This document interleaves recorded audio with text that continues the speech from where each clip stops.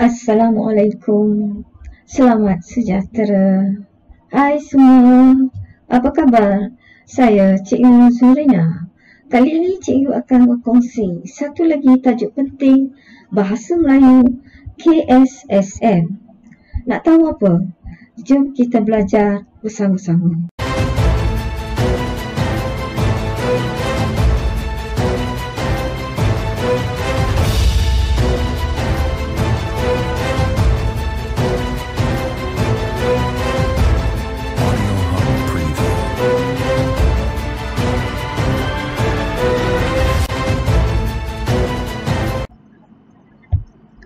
Baiklah, kita lihat dulu ya.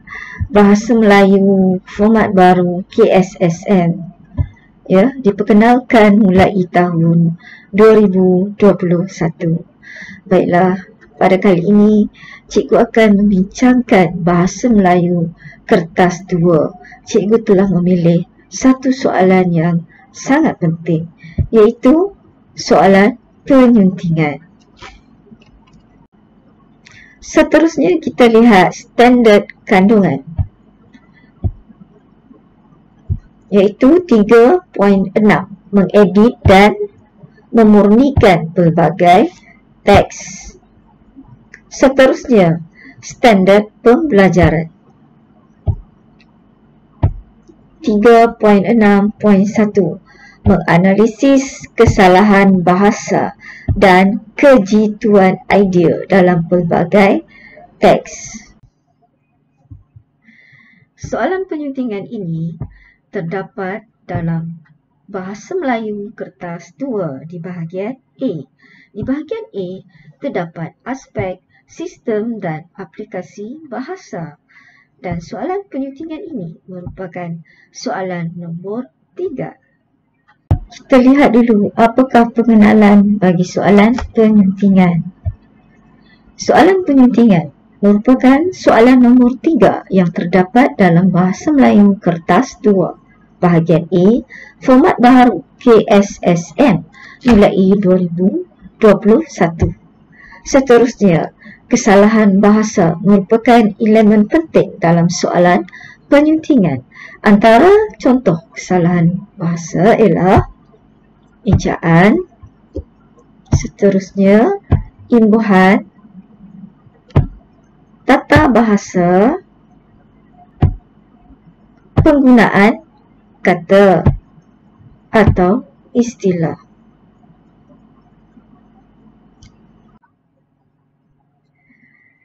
Sekarang kita lihat pula apakah format baharu pentadsiran soalan penyuntingan mulai 2021. Baik, inilah dia format baru pentadsiran Bahasa Melayu Sijil Pelajaran Malaysia mulai tahun 2021 bagi soalan 3 penyuntingan. Baik, yang pertama ya, soalan penyuntingan mengikut teks tunggal. Ya, maksudnya ialah terdapat satu teks sahaja. Seterusnya terdapat teks bersambung atau teks pelbagai, iaitu terdapat petikan, dialog, iklan, kad ucapan dan lain-lain. Yang kedua, panjang teks antara 50 hingga 80 patah perkataan. Baik, yang ketiga, jumlah kesalahan bahasa bergantung pada jumlah markah dalam soalan. Jadi jika jumlah markah ialah 10, maka kesalahan bahasa juga 10. Ya, baik, yang keempat, jenis kesalahan yang diuji ialah ejaan, imbuhan, tanda baca, istilah, frasa dan lain-lain. Baik, seterusnya, jumlah markah tidak tetap, bergantung pada kehendak soalannya. Baik, yang seterusnya, yang akhir, bentuk skema permarkahan secara analitik atau terperinci. Sekarang, jom kita belajar soalan penyuntingan. Baiklah, sebelum kita mulakan soalan tersebut ya. Kita lihat dulu apakah panduan menjawab soalan penyuntingan. Baik, langkah yang pertama ialah baca dan fahamkan arahan soalan dan petikan. Baik, kita lihat contoh pertama soalan 3 penyuntingan. Kita baca dulu arahan soalan. Dalam petikan 1, terdapat 6 kesalahan bahasa. Manakala petikan 2, terdapat 5 kesalahan bahasa. Senaraikan dan betulkan kesalahan-kesalahan itu. Bagi setiap petikan, anda tidak boleh menyenaraikan lebih daripada jumlah kesalahan yang dinyatakan dalam arahan soalan. Anda tidak perlu menyalin petikan-petikan tersebut. Baik, jadi arahan soalan ini perlu dibaca berulang kali supaya kamu faham ya.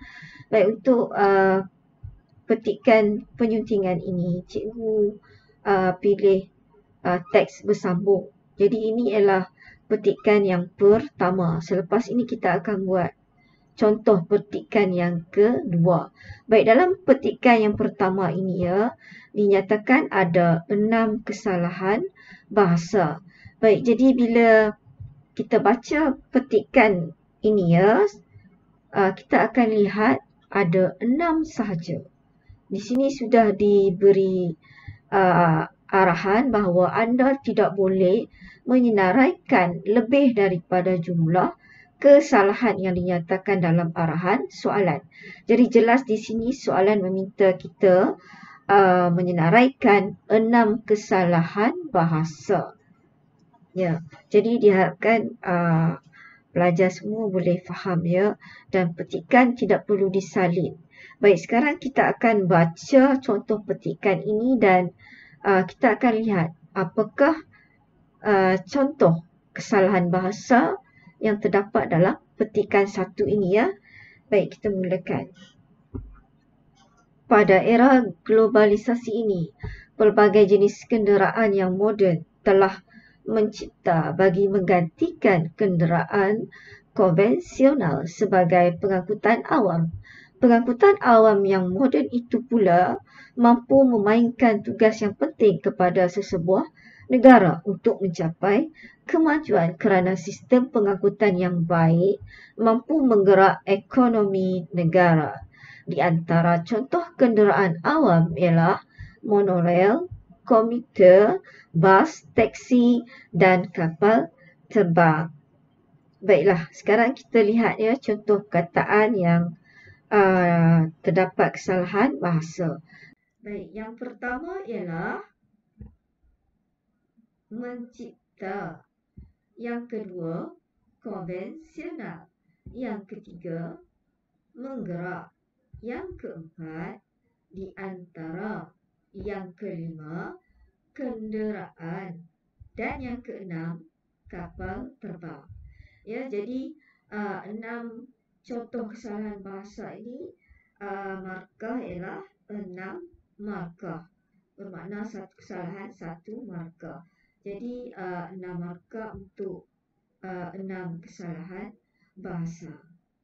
Sekarang kita lihat pula langkah yang ketiga, iaitu kita perlu membuat pembetulan kesalahan bahasa dalam petikan. Baik, apakah pembetulan kesalahan bahasa dalam petikan pertama tadi?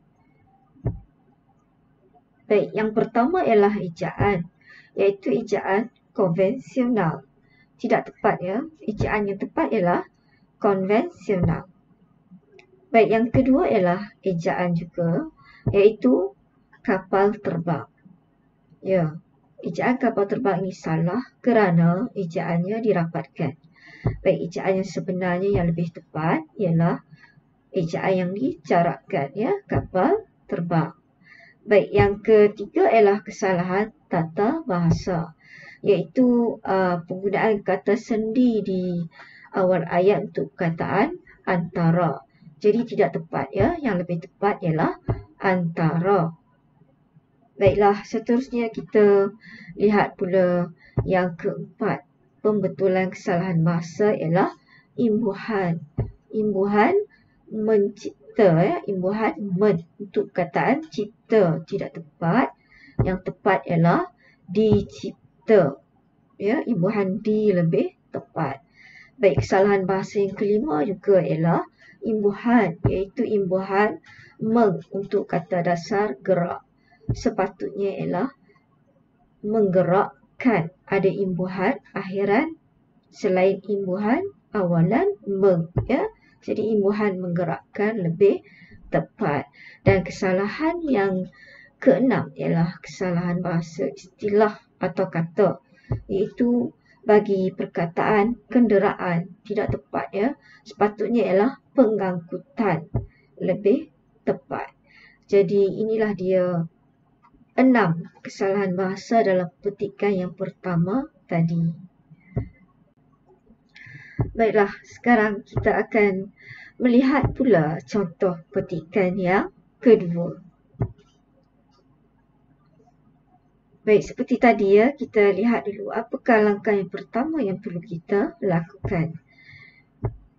Baik, kita haruslah baca dan fahamkan petikan. Inilah dia petikan yang kedua bertajuk wawancara gaya hidup sihat. Ya, baik.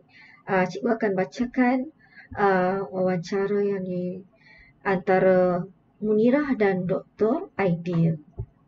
Baik, selamat pagi Dr. Aidil. Terima kasih kerana sudi menghabiskan masa untuk diwawancara pagi ini. Selamat pagi. Saya Munirah daripada Kelab Majalah Intan SMK Cempaka ingin mewawancarakan doktor berkaitan cara-cara untuk mengamalkan gaya hidup sihat. Doktor, apakah yang dimaksudkan dengan amalan gaya hidup sihat? Gaya hidup sihat merupakan satu amalan yang kita perlu lakukan bagi mewujudkan kehidupan yang selesa dan terhindar daripada pelbagai penyakit.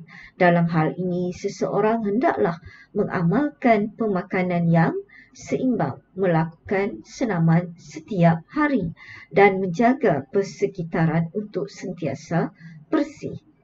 Terima kasih doktor di atas penerangan tentang gaya hidup sihat itu. Sama-sama. Baiklah, sekarang kita tengok, inilah petikan yang kedua, markah 5 markah, ya. Baik, kita teruskan kepada langkah yang kedua, iaitu mengenal pasti kesalahan bahasa dalam petikan. Baiklah, kita tengok, ya, apakah 5 kesalahan bahasa yang terdapat dalam petikan yang kedua tadi. Baiklah, yang pertama ialah untuk petikan kedua ini menghabiskan, ya, menghabiskan.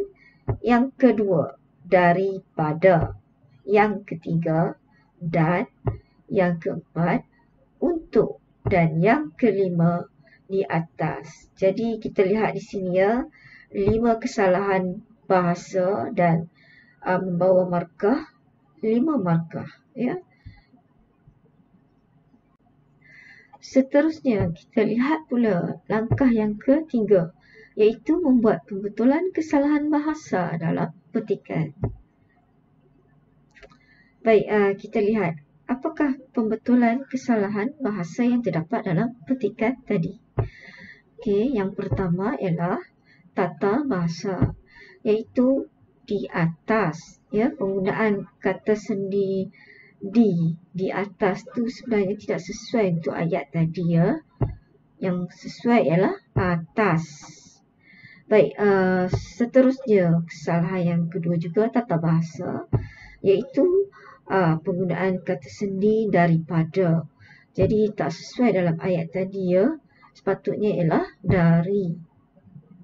Baiklah, seterusnya kita lihat kesalahan yang ketiga pula, ya.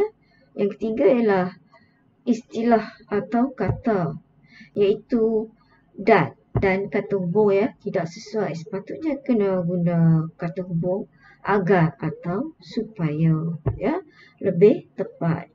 Yang keempat ialah istilah atau kata juga, ya. Baik, apa dia? Iaitu menghabiskan, tidak sesuai dalam ayat tadi. sepatutnya ialah meluangkan masa ya. Baik, itulah istilah yang lebih tepat. Dan kesalahan bahasa yang kelima juga istilah atau kata, iaitu perkataan untuk tidak sesuai, dan yang lebih tepat ialah yang untuk ayat tadi. Ya, jadi itulah dia 5 kesalahan bahasa dalam petikan dan pembetulan yang telah cikgu tunjukkan ya. Sekian sahaja perkongsian tajuk pada hari ini, iaitu soalan penyuntingan. Cikgu harapkan perkongsian kali ini memberikan manfaat kepada semua. Akhir kata, mohon maaf jika terdapat sebarang kelemahan dalam penyampaian soalan penyuntingan itu tadi ya. Baik, diharapkan semua akan mendapat manfaat daripada perkongsian tadi. Cikgu ucapkan selamat maju jaya kepada semua, dan sudi-sudilah like, share dan jangan lupa subscribe channel cikgu sebagai tanda sokongan kepada cikgu. Baiklah, terima kasih semua. Jumpa lagi. Assalamualaikum. Bye.